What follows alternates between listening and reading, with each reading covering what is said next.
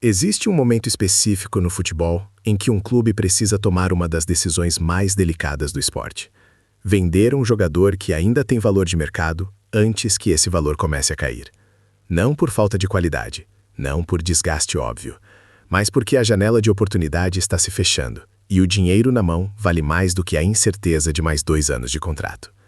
O Flamengo vive exatamente esse momento com o De Arrascaeta.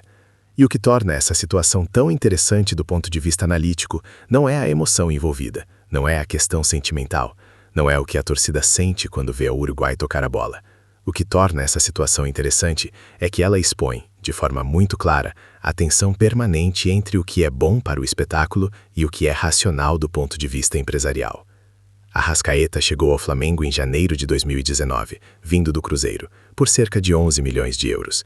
Na época, era uma contratação de risco considerável. O Cruzeiro já dava sinais de instabilidade financeira e o jogador, embora talentoso, ainda não havia se provado em um clube de pressão máxima como o Flamengo. O que aconteceu depois disso é história, não no sentido figurado, mas literalmente. Arrascaeta se tornou peça central de um dos elencos mais dominantes que o futebol brasileiro já viu. 2 títulos da Libertadores, múltiplos títulos brasileiros, uma Copa do Brasil. Ele participou diretamente de momentos que entraram para o folclore do clube. O gol contra o River Plate na final de 2019 ainda é uma das imagens mais reproduzidas da história recente do futebol sul-americano. Isso tem peso, isso tem valor sentimental imenso, mas valor sentimental não aparece no balanço financeiro. O que aparece no balanço é o seguinte: Arrascaeta tem hoje 31 anos, seu contrato vai até o final de 2026. O Botafogo, segundo diversas fontes ligadas ao mercado sul-americano e europeu, demonstrou interesse real no jogador. E aqui está o primeiro ponto que merece atenção analítica séria. Quando o Botafogo aparece na conversa, não estamos falando de um clube brasileiro qualquer tentando fazer uma contratação simbólica. Estamos falando de um projeto financiado por John Textor, com acesso a recursos e conexões de mercado que transformaram o Botafogo em um veículo de arbitragem de talentos dentro do futebol sul-americano. O interesse do Botafogo em Arrascaeta não é ingênuo, é calculado. E isso por si só já diz algo sobre onde o jogador se encontra na curva de valor de mercado. Quando um clube bem administrado financeiramente demonstra interesse em um atleta específico, ele já fez as contas, já modelou o retorno potencial, já considerou o risco de lesão, o desempenho esperado, a depreciação contratual. O Botafogo não está perseguindo Arrascaeta por romantismo, está perseguindo porque acredita que pode extrair valor desse ativo, seja através da performance em campo, seja revendendo para a Europa em seguida, seja simplesmente utilizando o nome do jogador para fortalecer a marca do projeto. Esse raciocínio precisa ser entendido pelo Flamengo antes de qualquer decisão. O Flamengo, por sua vez, enfrenta uma questão clássica de gestão de portfólio esportivo. Tem um ativo que está próximo do pico de valor residual. O jogador ainda performa em alto nível, mas a janela em que uma venda pode gerar retorno financeiro significativo está se estreitando com cada mês que passa. A cada ano que Arrascaeta permanece no clube, seu valor de mercado se deprecia de forma natural. Aos 31 anos, com contrato até 2026, o espaço para uma venda lucrativa já é menor do que era há 2 anos e vai continuar diminuindo. A questão financeira aqui é direta. Quanto o Flamengo pode receber por Arrascaeta hoje? E quanto teria recebido há 2 anos? E quanto receberá daqui a 1 ano? Sem acesso às planilhas internas do clube, qualquer número é especulação, mas é possível fazer uma leitura razoável. Considerando que o jogador foi adquirido por 11 milhões de euros e considerando sua trajetória de alto nível por 6 anos, um valor de transferência entre 15 e 25 milhões de euros seria defensável, dependendo do destino e da urgência da negociação. Se o Botafogo, com o suporte financeiro do grupo de Textor, oferecer algo próximo dessa faixa, o Flamengo precisa calcular friamente o que faz mais sentido. Agora vem a dimensão tática, e ela é onde a análise fica mais complexa. Porque Arrascaeta não é um jogador fácil de substituir. Não é questão de posição, é questão de função. Ele opera na meia atacante com uma combinação específica de características: visão de jogo, qualidade técnica em espaços reduzidos, capacidade de criar linhas de passe em situações de pressão e uma certa inteligência posicional que poucos jogadores brasileiros ou sul-americanos dessa geração possuem. Quando o Flamengo funciona no seu melhor nível, Arrascaeta é frequentemente o ponto de equilíbrio entre a criatividade e a estrutura. Para entender o que o Flamengo perderia, vale comparar com o que aconteceu em outros momentos em que o clube vendeu peças centrais. A saída de Everton Ribeiro, por exemplo, criou um vácuo que demorou mais de 1 ano para ser parcialmente preenchido. Não porque Everton Ribeiro fosse insubstituível em termos absolutos, mas porque ele cumpria uma função de transição e leitura de jogo que requer tempo para ser reposta. A diferença entre Everton e Arrascaeta é que Arrascaeta tem uma qualidade técnica individual ligeiramente superior, o que o torna ainda mais difícil de replicar de forma imediata. O elenco atual do Flamengo tem alternativas? Tem, mas nenhuma que preencha exatamente a mesma função. Gerson é um jogador de qualidade diferente, mais físico, mais voltado para o controle do meio-campo. De la Cruz tem qualidades parecidas com Arrascaeta em alguns aspectos, mas ainda está em processo de consolidação no clube e ainda não demonstrou a consistência que o Uruguai tem ao longo de uma temporada inteira. Lohan é uma promessa real, mas promessa ainda. Colocar sobre os ombros de um jovem de 19 anos a expectativa de preencher o espaço de Arrascaeta seria uma pressão injusta e potencialmente contraproducente. Então, o que o Flamengo faria? Provavelmente buscaria uma contratação no mercado. E aqui está outro custo que precisa entrar no cálculo. Quanto custaria contratar um substituto de nível equivalente? O mercado sul-americano e o mercado europeu para meias criadores de qualidade está cada vez mais caro. Um jogador com o perfil de Arrascaeta, 5 anos mais jovem, com trajetória comparável, dificilmente viria por menos de 15 a 20 milhões de euros, o que significa que o Flamengo poderia vender por 20 e gastar 20 para repor. O ganho líquido seria pequeno e o risco esportivo seria considerável, especialmente se a reposição demorar a se adaptar. Esse é exatamente o tipo de raciocínio que diferencia clubes que gerem bem do ponto de vista financeiro e clubes que gerem mal. Não é apenas a receita bruta da venda, é o custo total de oportunidade. Quanto custa vender? Quanto custa a queda de rendimento enquanto o substituto se adapta? Quanto custa a possível eliminação precoce de uma competição porque o time ficou desequilibrado durante o período de transição? Esses números são difíceis de calcular com precisão, mas precisam estar na mesa.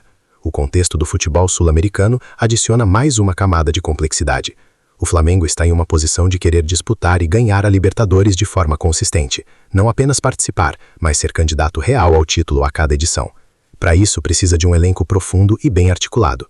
A venda de Arrascaeta, dependendo do momento e da qualidade da reposição, pode ou não comprometer esse objetivo. Se a venda ocorrer no meio de uma temporada competitiva, o risco é alto. Se ocorrer no fim da temporada, com tempo para planejar a substituição, o risco é gerenciável. Outro aspecto que merece análise é o comportamento histórico do próprio jogador. Arrascaeta chegou ao Flamengo em um momento de afirmação pessoal e foi leal ao projeto durante anos de alta pressão.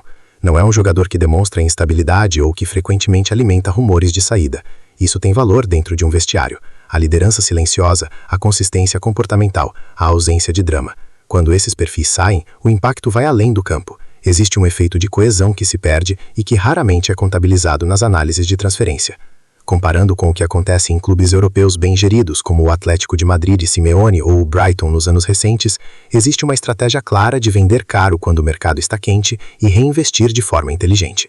O Brighton vendeu Moisés Caicedo por 115 milhões de libras e usou parte desse dinheiro para montar um elenco ainda mais interessante do ponto de vista coletivo. O Atlético de Madrid vendeu Antoine Griezmann e usou o dinheiro para reforçar estruturalmente o clube. A diferença é que esses clubes tinham modelos de reposição bem desenvolvidos. O Flamengo tem capacidade de fazer isso? Tem histórico que sustenta essa confiança? Essa é uma pergunta que não tem resposta definitiva, mas que precisa ser feita. O Botafogo, como possível destino de Arrascaeta, representa uma ironia histórica que não pode ser ignorada. Seria a primeira vez em muito tempo que um grande rival conseguiria contratar diretamente um ídolo recente do Flamengo. Não um jogador de passagem, não alguém que estava decadente. Um jogador ainda em nível alto, ainda capaz de decidir partidas, ainda respeitado dentro do vestiário. Isso criaria um desconforto emocional considerável na torcida rubro-negra, mas o que importa aqui é entender se esse desconforto seria justificado do ponto de vista estratégico ou se seria apenas a reação natural de ver um ídolo no rival. A torcida do Flamengo tem uma relação com Arrascaeta que vai além da admiração técnica. Existe uma gratidão construída ao longo de anos de entrega máxima. Jogador que se machucou, voltou, deu tudo em momentos decisivos. Esse tipo de vínculo emocional com a torcida é difícil de quantificar, mas tem impacto real na percepção do clube. Quando jogadores assim saem de forma abrupta ou de maneira que parece financeiramente motivada, sem uma narrativa clara, a torcida reage com desconfiança em relação à gestão. Isso não é trivial. Clubes que perdem a confiança da sua torcida com decisões de mercado mal comunicadas sofrem consequências que vão desde queda de engajamento até pressão sobre outros contratos.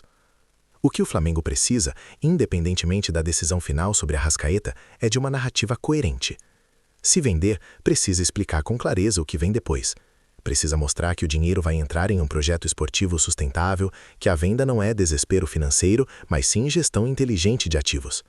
Se ficar, precisa usar o tempo restante de contrato para extrair o máximo de valor, seja em desempenho esportivo, seja na construção de uma extensão contratual que proteja o clube da perda gratuita quando o contrato expirar.